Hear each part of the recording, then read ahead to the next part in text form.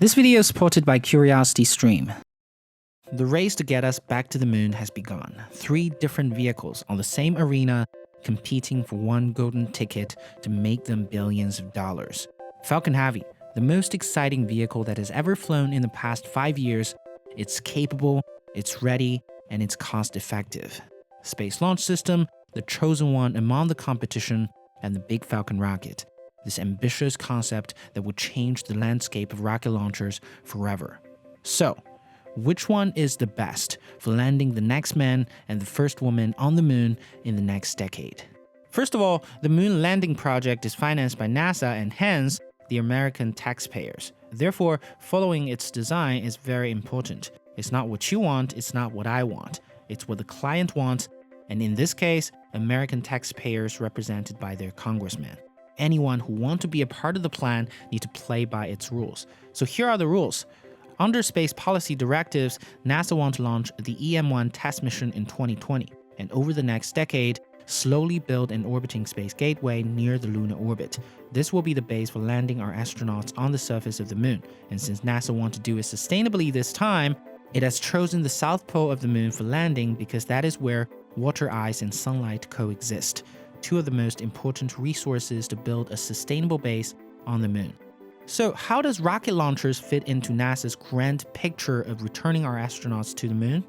Our main actors under spotlight today, the 3 most powerful rockets the world has ever seen, have only one job: sending equipments to astronauts in the vicinity of the moon.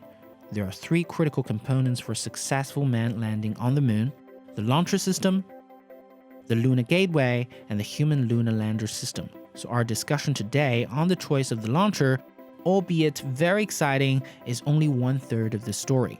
Maybe I'll talk about the other 2 components when we get more information in the future. NASA's moon landing plan is in 2 phases. Land our astronauts on the moon first and work on sustainability and regular returns later. The 3 vehicles are the most fundamental requirements for both phases. However, comparing them is still a tricky business. Firstly, only Falcon Heavy is ready for launch today. We're looking at 2021 maiden launch for Space Launch System, and possibly beyond that for the big Falcon Rocket. So there's no way for us to foresee the capability of the other 2 vehicles when they're not ready yet. It is nevertheless important to note that Space Launch System is much further in its development stage than BFR. Anyways, let's get right to the vehicles. Falcon Heavy is the only operational vehicle right now. It has the capability of 68 tons to the low Earth orbit and has a height of 70 meters. This capability number effectively puts Falcon Heavy into the Super Heavy Lift Launcher Club, making it possible to be used for moon missions. One thing though, its second stage fairing diameter is 5.2 meters, therefore it's not big enough to put the entire Orion spacecraft inside. Modifications need to be made if it were to be used for moon missions. A terrible disadvantage comparing to Space Launch System.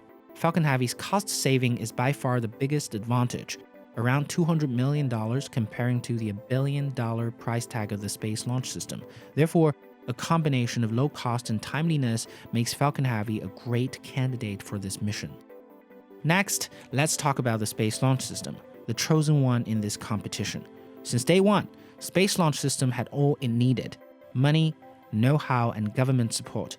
Unfortunately, its monopoly status has rendered the entire project inefficient and its progress incredibly slow. However, despite our sentiment against bureaucracy and the inefficient system, there are legitimate causes to believe that Space Launch System is still the best vehicle for moon missions. I know most of us are not big fans of Space Launch System, but hear me out. First of all, it's more capable than Falcon Heavy. Let's admit it. Standing at around 100 meters, it provides over 8 million pounds of thrust at launch. In a mere 8 minutes, Space Launch System's 4 RS-25 engines burn 735,000 gallons of liquid propellant to create 2 million pounds of thrust, and the twin rocket boosters burn more than 2 million pounds of solid propellant to create more than 7 million pounds of thrust. There's no doubt that when Space Launch System is ready, it would be more powerful than any existing vehicle, including Falcon Heavy. But that alone is not a sufficient reason for us to rely on Space Launch System for moon missions. On top of that, Space Launch System is also designed together with many other accompanying components. For example, the interim cryogenic propulsion stage that is going to send Orion to the moon. Orion spacecraft itself is also designed alongside Space Launch System, so no change is required for Space Launch System to carry Orion to the moon. One of the perks of being the chosen one in the industry. So Space Launch System's compatibility with existing infrastructure, its superior power, and its government support is among the strongest reasons to favor Space Launch System over Falcon Heavy. Lastly, let's talk about the most unlikely of vehicles, the Big Falcon Rocket. By now you guys probably know how excited I am about this giant beast of a rocket, but let's be real. A lot of risk, a lot of unknown is involved to make it a reality. The method of re-entry, surface material, aerodynamics of the vehicle, so on and so forth.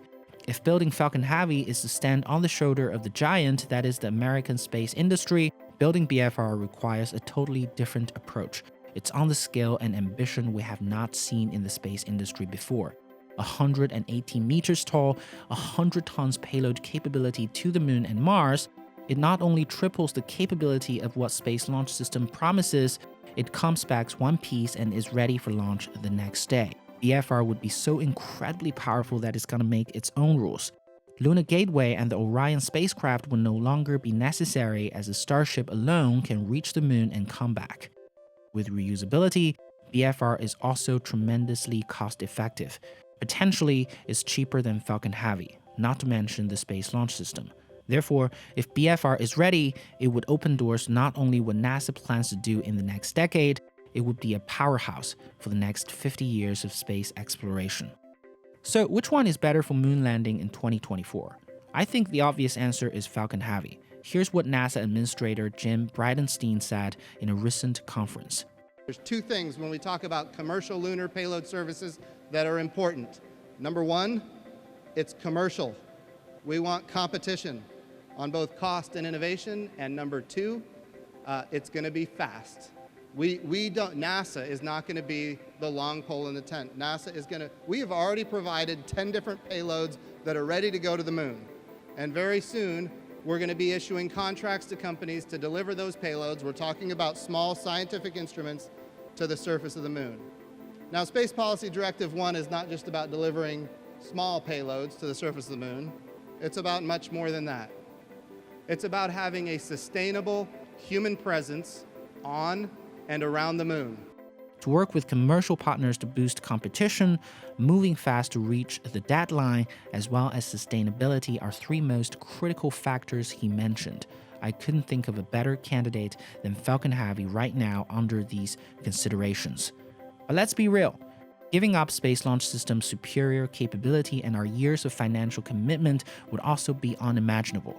Therefore, a combination of these two vehicles is perhaps the best way forward. And let's not forget BFR. It has the potential to change the landscape of the industry forever, to become the biggest enabler of the future of space. Hey, this is Lei. If you enjoy awesome space videos like this one, do check out our sponsor of today, CuriosityStream, a subscription streaming service that offers over 2,400 documentaries from some of the world's best filmmakers. One of my favorite space-related videos on CuriosityStream recently is this one on how to build a satellite. It is incredibly detailed and insightful. Definitely a great way to spend some quality time with family on a Saturday afternoon. Other than this episode, CuriosityStream has an entire section focused on space, so I'm sure you'd have a great time exploring our solar system with their award-winning documentaries. CuriosityStream offered our audiences a 31-day free trial, so sign up with the link in the description down below with the code CuriousElephant and try it out for free. Once your free trial is up, they charge $19.99 a year, which is $1.67 a month. So start binge watching and exploring our solar system today with CuriosityStream.